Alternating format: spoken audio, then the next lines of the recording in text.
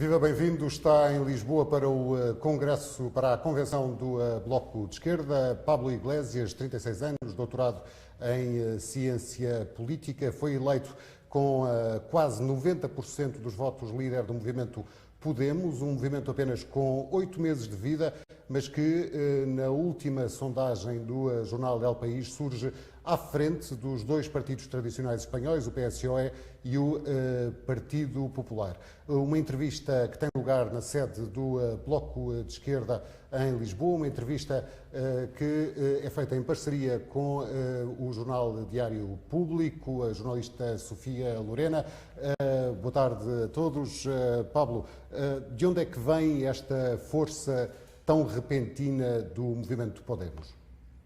Hay muchas claves para entender lo que ocurre con nosotros. Yo creo que Podemos es la expresión de algo que está por detrás, que es la expresión de una crisis de sistema que tiene que ver con la decepción de buena parte de la población de nuestro país con unas élites políticas. La crisis económica se transformó en una crisis política y ahora nosotros decimos que hay una crisis de régimen en el que la mayor parte de la gente entiende que las élites políticas realmente existentes han sido absolutamente incapaces de resolver los problemas de la gente. Si a eso le añadimos la corrupción estructural que se ha revelado como una de las claves en nuestro país, igual que en otros países del sur de Europa, como también en Portugal, se entiende que Podemos se ha convertido en un instrumento político que la gente entiende como el instrumento del cambio, como la posibilidad de que las cosas se pueden hacer de otra manera. Seguramente esa es la clave principal para entender el éxito todavía modesto que estamos teniendo. Começou já por dizer que há situações comparáveis em Espanha e em Portugal, como é o caso da corrupção.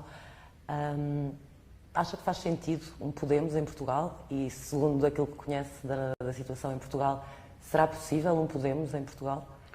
Probablemente no con ese nombre, probablemente no con las mismas características, pero yo creo que hablamos de situaciones muy similares. Antes de venir a Portugal pedí a los compañeros que me pasaran algunos informes sobre la situación y era triste ver que la situación es muy parecida a la de España. Cuando vemos el nivel de desocupación, de desempleo que hay en Portugal, cuando vemos los niveles de precariedad laboral, la situación en la que se encuentra la pequeña y la mediana empresa, los jóvenes portugueses que tienen que emigrar en unas cantidades absolutamente inaceptables para buscar un futuro, y la percepción que tiene buena parte de la sociedad portuguesa de las élites políticas, es fácil imaginar que hay un escenario político en el que se podría abrir un espacio en el que una fuerza política dijera podemos hacer las cosas de otra manera. Claro que sí. O Bloco de Esquerda é o vosso partido irmão em Portugal? El Bloco para nosotros representa un ejemplo de dignidad en política y eso no tiene que ver con su nombre, eso no tiene que ver con que tengan una simbología determinada o con que se reivindiquen de la izquierda. Nosotros hemos visto cómo en los últimos tiempos esas metáforas, izquierda y derecha, a veces se han revelado incapaces de explicar la realidad. Pero el Bloco tiene otra cosa que para nosotros es fundamental, que es la defensa de la dignidad y entender que la democracia está asociada a la soberanía y a la defensa de los derechos sociales. Mas todos os partidos dizem defender a dignidade. O Bloco não é o único por isso. Pero eso se tiene que concretar en la práctica. Yo creo que la dignidad es incompatible con decirle que sí a la troika. La dignidad es incompatible con hacer leyes fiscales que hacen que las grandes fortunas no paguen impuestos. La dignidad es incompatible con los privilegios de la clase política. La dignidad es incompatible incluso con algunos símbolos o gestos que ofenden a los ciudadanos, como que vean a sus representantes públicos viajando en business class, en clase ejecutiva o disfrutando de privilegios, mientras que la mayor parte de los ciudadanos tienen que sufrir. Y yo creo que en ese sentido el Bloco ha sido un ejemplo de que se puede hacer política de otra manera. Pablo, essas palavras todas, desculpa a provocação, mas não se alimentam da raiva e da desilusão das pessoas, não são até certo ponto um populismo de esquerda? Fíjate, la palabra populismo es una palabra que se utiliza sistemáticamente para atacar. Mas tem um significado, tal como dignidade. Yo es que creo que la dignidad en política es fundamental, que nos hemos acostumbrado a que a que la política sea un espacio de mentirosos y de hipócritas y que no pueda haber gente que haga política por defender la dignidad de la gente, que insisto, no es un elemento vago, se concreta en políticas concretas. Yo creo que es indigno que haya empresas que estén en paraísos fiscales para no pagar impuestos en su país. Creo que se puede defender una política patriótica y digna que diga no, no, no, aquí hay que pagar impuestos aquí. ¿Y el populismo? Populismo alude normalmente al que miente, al que engaña, al que dice a la gente lo que quiere oír, al que en una campaña electoral se viste con una ropa diferente para parecer algo a lo que no es. En España vimos cómo al candidato del Partido Popular, que es un millonario, le vestían de granjero y le subían en un tractor para parecer un hombre común. Vemos ahora cómo al secretario del Partido Socialista le han puesto una camisa, le han remangado las mangas y le llevan en transporte público por la calle para parecer una persona normal. Que los que hacen eso nos llamen a nosotros populistas, nosotros siempre hemos sido muy serios a la hora de llevar propuestas muy concretas. No prefácio do livro que acaba de sair e que escreveu em setembro, diz que aproveitem este livro, que foi escrito enquanto eu não era ainda político, são os meus últimos momentos de enfant terrible. Entretanto, tirou um piercing que, segundo sei, fez isso porquê? Para ter uma imagem mais consensual,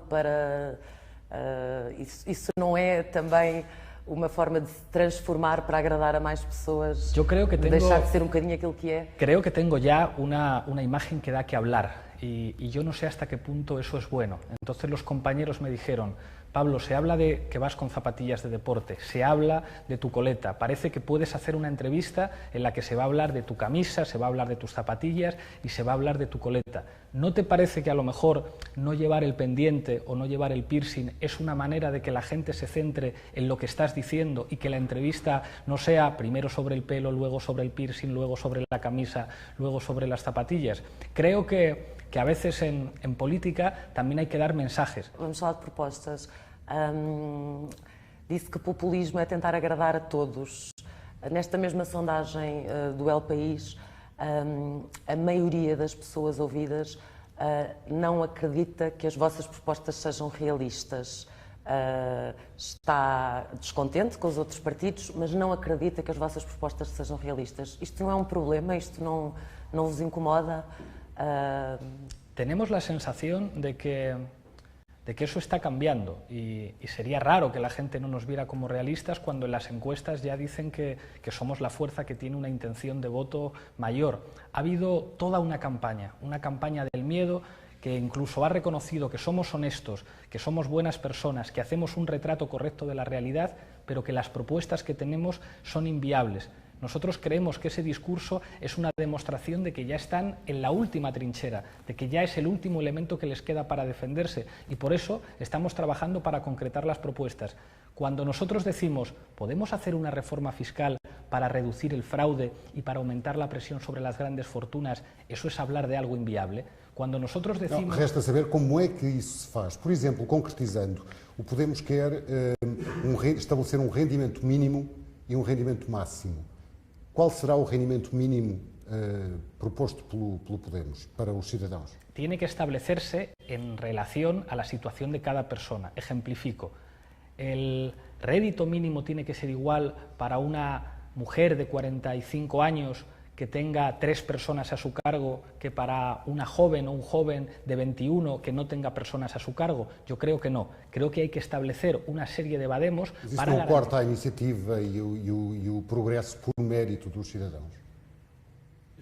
Não é uma invasão dos direitos individuais? Lo que corta el progreso por mérito es lo que tenemos ahora. La generación más preparada de jóvenes portugueses está yendo fuera. Los más preparados, los que hablan varios idiomas, los que han estudiado en la universidad, se les está expulsando.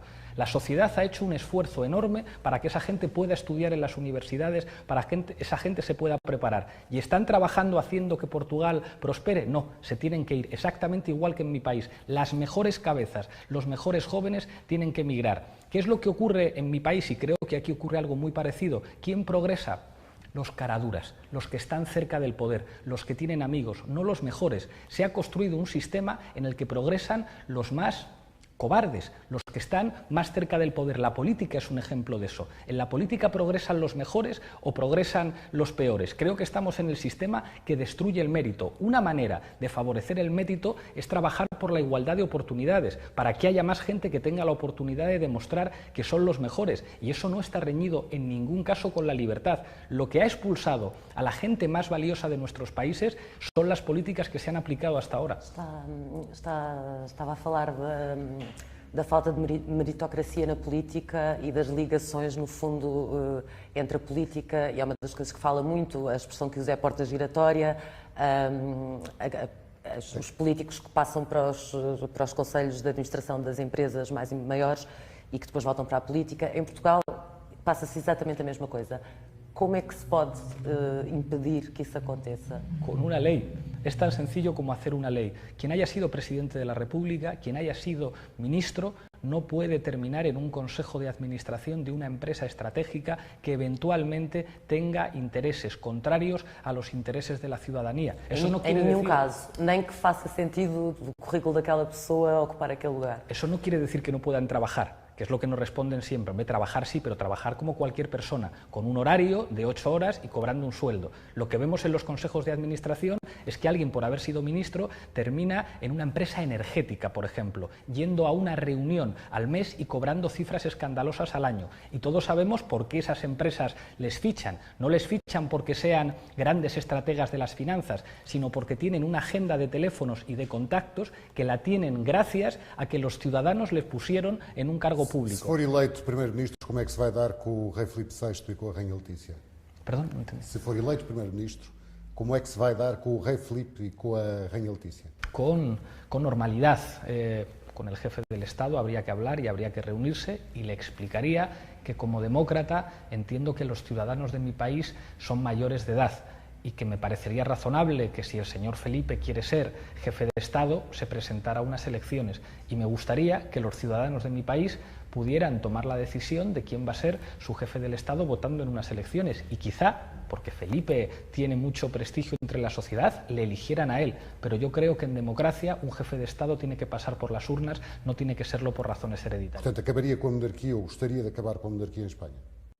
No lo plantearía en esos términos, lo plantearía en términos de preguntar a los ciudadanos si quieren elegir al jefe del Estado o no lo quieren elegir. Creo que plantear ese debate en términos de república o monarquía es plantearlo en unos términos viejos. Preguntaría a los ciudadanos en un referéndum: ¿ustedes quieren que al jefe del Estado lo elijan los ciudadanos o prefieren que siga siendo de manera hereditaria?